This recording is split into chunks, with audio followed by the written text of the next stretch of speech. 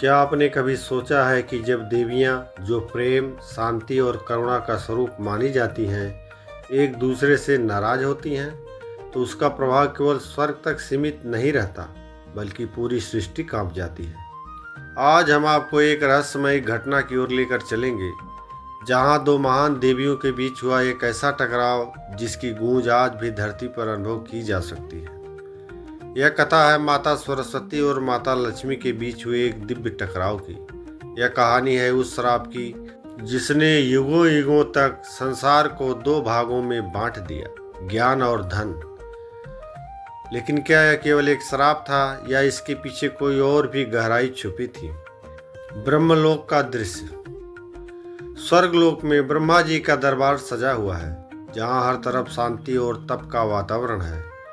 देवता, ऋषि मुनि, गंधर्व और अप्सराएं सभी वहां उपस्थित हैं। ब्रह्मा जी अपने कमल के आसन पर विराजमान हैं और उनके निकट बैठी हैं माँ सरस्वती, ज्ञान, संगीत और वाणी की देवी।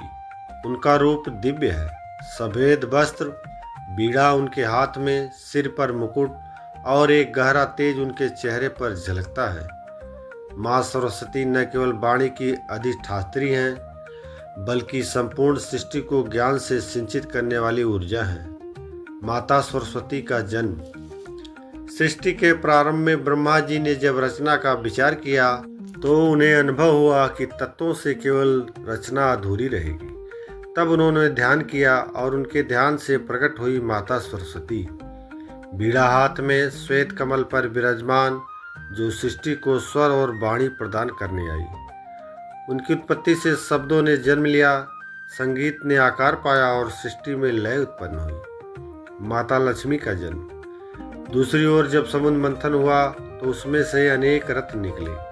उन्हीं रत्नों में से सबसे सुंदर और प्रभावशाली थी माता लक्ष्मी। वे केवल कमल के फूल पर प्रकट हुई, उनके हाथ में भी कमल था और उनकी उपस्थिति से देवगण आलोकित हो उठे। लक्ष्मी जी केवल धन की देवी नहीं थी, वे समृद्ध, सुंदरता, ऐश्वर्य और सुख का प्रतीक थी। यज्ञ का आयोजन। पहली चिंगारी।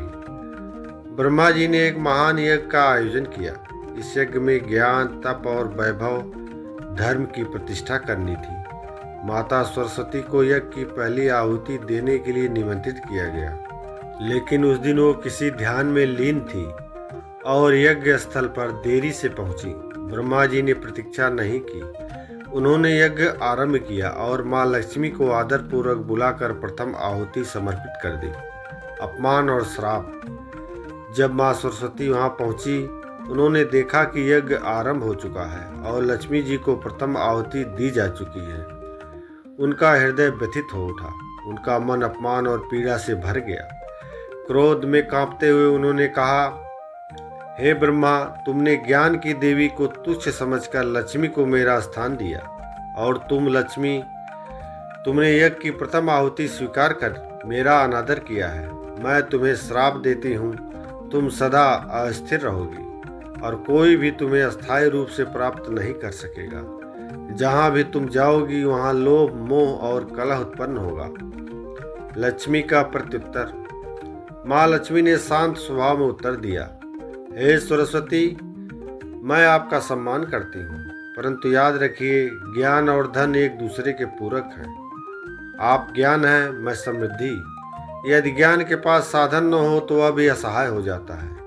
मैं आपका श्राप स्वीकार करती हूँ, परंतु यह निश्चित है, जहाँ केवल ज्ञान होगा और प्रेम, सौंदर्य व समृद्धि नहीं होगी, वहाँ जीवन नीरस रहेगा। श्राप का प्रभाव। माँ सरस्वती के श्राप का प्रभाव तुरंत दिखने लगा। जहाँ विद्या थी वहाँ दरिद्रता थी, और जहाँ धन था वहाँ अहंकार और अज्ञान। राजा बलि, जिन्हें लक्ष्मी की कृपा प्राप्त थी, परंतु वे ज्ञान से दूर थे। रावण अत्यंत ज्ञानी था, परंतु लक्ष्मी की कृपा उनसे दूर रही। ज्ञान और वैभव का यह द्वंद्व युगों तक चला। कलयुग में असंतुलन। कलयुग आते आते यह असंतुलन और बढ़ गया। ज्ञानी लोग निर्धन और उपेक्षित रहे, धनवान लोग बिना विवेक और संयम के जीवन बिताने लगे। समाज ने ज्ञान से अधिक धन को महत्व देना शुरू कर दिया। यह श्राप धीरे धीरे हर मनुष्य के जीवन को प्रभावित करने लगा। ऋषियों का प्रयास, समाधान की खोज। सप्तऋषियों ने इस असंतुलन को देखा और चिंता व्यक्त की। उन्होंने कठोर तप किया और दोनों देवियों को प्रसन्न किया। उन्होंने प्रार्थना की, हे माताओं, सृष्टि का संतुलन डगमगा गया है। कृपा करके अपने विरोध को समाप्त कीजिए। ज्ञान और वैभव को एक बार फिर एक कर दीजिए। दिव्य मिलन और समाधान। माँ लक्ष्मी और माँ सरस्वती प्रकट हुई।